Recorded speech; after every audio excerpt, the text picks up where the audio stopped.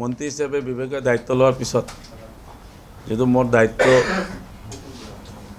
এই আমাৰ OBC Assam OBC classes কমিশ্যনৰ যিটো অফিচত মই প্ৰথমবাৰৰ কাৰণে আহোঁ আৰু ইয়াৰ কমিশ্যনৰ চেয়াৰপাৰ্চন মোৰ বন্ধুবৰ আমি একেলগে দীৰ্ঘদিন দলীয় সংগঠনত কাম কৰিছোঁ। গতিকে মোৰ কমিশ্যনাৰ আমাৰ চেয়াৰপাৰ্চন আমাৰ অজয় কোঁৱৰ ডাঙৰীয়া আছে, আমাৰ ভাইচ চেয়াৰপাৰ্চন দেৱপ্ৰতিম বৰা ডাঙৰীয়া আছে, আমাৰ ষ্টেক হোল্ডাৰ মেম্বাৰ আমাৰ অমৰ গগৈদা আছে।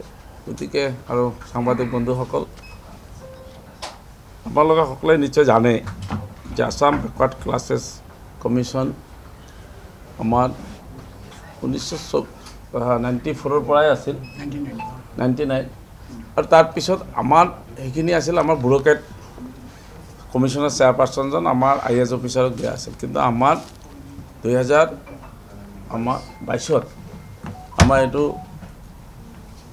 অৰ্গেনাইজেশ্যনত থকা মানুহ যে OBC কমিউনিটিত বিলং কৰা মানুহ আমি ইয়াত কমিশ্যন আমাৰ চৰকাৰে ইয়াত এটা ব্যৱস্থা কৰে আৰু ইয়াৰ ব্যৱস্থাৰ মূল কাৰণটো হ'ল OBC কমিউনিটিৰ মানুহ যেতিয়া ইয়াতে কমিশ্যনটোত থাকিব OBC সকলৰ বিভিন্ন সমস্যাসমূহ সমাধান কৰাৰ কাৰণে এই কমিশ্যনে কাম কৰিব। কমিশ্যনৰ কাম হ'ল যে OBC ডেভেলপমেণ্টৰ কাৰণে আমাৰ যিখিনি ব্যৱস্থা আছে এই ব্যৱস্থাখিনি অবজাৰভেশ্যন কৰা আৰু ৰাজ্যখনত বসবাস কৰা বিভিন্ন কমিউনিটিৰ মানুহ আমাৰ OBC কমিউনিটিত অন্তৰ্ভুক্ত হোৱাৰ কাৰণে আমাৰ ইয়াত কমিশ্যনত প্ৰথমে এপ্লিকেশ্যন কৰে বা তেখেতসকলে ইয়াত আমাৰ বিচাৰে আৰু তেতিয়া আমাৰ কমিশ্যনে এই কমিটিবিলাকক প্ৰপাৰলি নিৰীক্ষণ কৰে, হিয়াৰিং হয়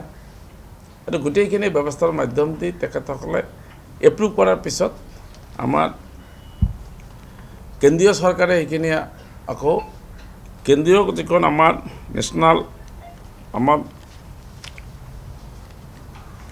কমিশ্যন ফৰ বেকৱাৰ্ড ক্লাছেছ আছে তাতে আমাৰ এইখিনি ইনক্লুড কৰাৰ কাৰণে ব্যৱস্থা লয়। গতিকে আমাৰ আমাৰ অজয় কোঁৱৰ ডাঙৰীয়াৰ চেয়াৰপাৰ্চন হোৱাৰ পিছত আমাৰ বিষ্ণু মুৰ্মীয়া কমিটিক OBC লিষ্টত ইনক্লুড কৰা হয় আৰু তেখেতৰ তত্ত্বাৱধানত বিষ্ণুপুৰী মণিপুৰী কমিউনিটিৰ মানুহখিনি নেশ্যনেল OBC কমিশ্যনত অন্তৰ্ভুক্ত হোৱাৰ কাৰণে যাৱতীয় ব্যৱস্থা হৈছে সোনকালে তেখেতসকলে লিষ্টত অন্তৰ্ভুক্ত হ'ব। এতিয়া কথা হ'ল আপোনালোকে যে OBC কমিউনিটিত আমাৰ বহু কমিউনিটি আছে, তাৰ ভিতৰত আমাৰ ইতিমধ্যে আমাৰ প্ৰপ'জাল পেণ্ডিং হৈ আছে যে কৰ্মকাৰ লোহাৰ কমিউনিটি এই কমিউনিটি মানে মেক্সিমাম আমাৰ লোৱাৰ আছাম ধুবুৰী জিলাৰ পুৰণা অবিভক্ত গোৱালপাৰা জিলাত বসবাস কৰে।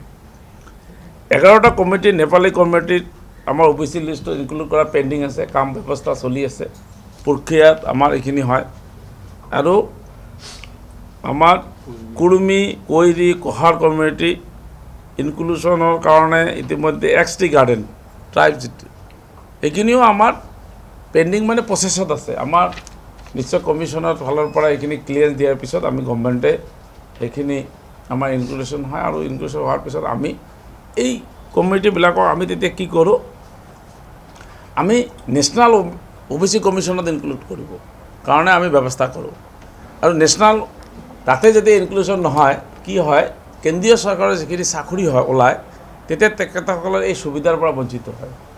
বহু কমিটি আছে যে তাতে যিটো লিষ্টত অন্তৰ্ভুক্ত নাথাকে তেখেতসকলে এই সুবিধা নাপায়। গতিকে আমাৰ এই কমিশ্যনৰ জৰিয়তে অসমত বসবাস কৰা বিভিন্ন কমিউনিটিৰ এই কমিটিখিনিক OBC লিষ্টত অনাৰ কাৰণে ব্যৱস্থা কৰা, OBC কমিটি কিমান সংখ্যা আছে তাৰ কাৰণে ছাৰ্ভে অনতিপলমে আমাৰ ছাৰ্ভে হ'ব কমিশ্যনৰ ফালৰ পৰা আৰু OBCত যিখিনি আঁচনি আহে সেইখিনি আঁচনি প্ৰপাৰলি ইউজ কৰাৰ কাৰণে আমাৰ কমিশ্যনে আমাৰ মন্ত্ৰালয়ৰ পৰা আৰম্ভ কৰি বেনিফিচিয়াৰীলৈ লক্ষ্য ৰাখে। গতিকে যথেষ্ট গুৰু দায়িত্ব আছে আৰু কাম কৰি আছে আৰু অহা দিনত ভাল কাম হ'ব, কাৰণ আমাৰ এইবাৰ কমিশ্যনাৰ মানে চেয়াৰপাৰ্চন আৰু মোৰ এটা একেলগে কাম কৰাৰ আমাৰ প্ৰায় 5 বছৰৰ এটা অভিজ্ঞতা আছে, গতিকে দুয়ো একেলগে আমি কমিশ্যনকো আগবঢ়াই লৈ যাওঁ আৰু মন্ত্ৰালয়ক যাতে ধুনীয়াকৈ হয় তাৰ কাৰণে আমি ব্যৱস্থা কৰিম। এতিয়া কিমানটা অন্তৰ্ভুক্ত হৈ আছে জনগোষ্ঠী আৰু তালিকাভুক্ত হোৱাৰ কাৰণে কিমানটা জনগোষ্ঠীয়ে আবেদন কৰিছে, নামকেইটা অলপ? এইবাৰ আবেদনত আমাৰ পেণ্ডিং প্ৰচেছত আছে। আমাৰ কৰ্মকাল লোহাৰ বুলি কয়, আমাৰ 11টা নেপালী কমিউনিটিজ। কি কি আছে? নেপালী কমিউনিটিজখিনি এতিয়া নেপালী কমিউনিটিৰ লিষ্টখন আছে। আমাৰ টি গাৰ্ডেনৰ কুৰ্মী, কৈৰী, কহৰ আৰু আমাৰ আৰু এটা পেণ্ডিং আছে আমাৰ এইখিনি NCBC। এইখিনি অলৰেডি আমাৰ ষ্টেটত হৈ গ'ল। NCBCত আমাৰ পেণ্ডিং আছে, আপোনালোকে পাব, লিষ্টখন আপোনাক দিয়া হ'ব।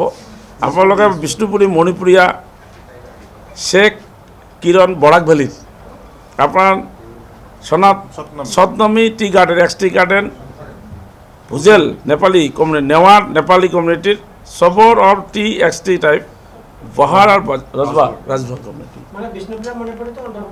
হৈ গ'ল। কিন্তু নেশ্যনেল অসমত হৈ গ'ল, যিটো নেশ্যনেল OBC কমিশ্যন আছে তাতে অন্তৰ্ভুক্ত কৰাৰ কাৰণে ষ্টেক হোল্ডাৰে তাতে কমিউনিকেট কৰিব আৰু সিহঁতক অন্তৰ্ভুক্ত কৰাৰ কাৰণে আমি যাৱতীয় ব্যৱস্থা কৰিছোঁ। আৰু ইয়াৰ লগে লগে আৰু আমাৰ 6টা কমিউনিটি আমাৰ লিষ্টত আছে, এইখিনি আমি ব্যৱস্থা কৰিম।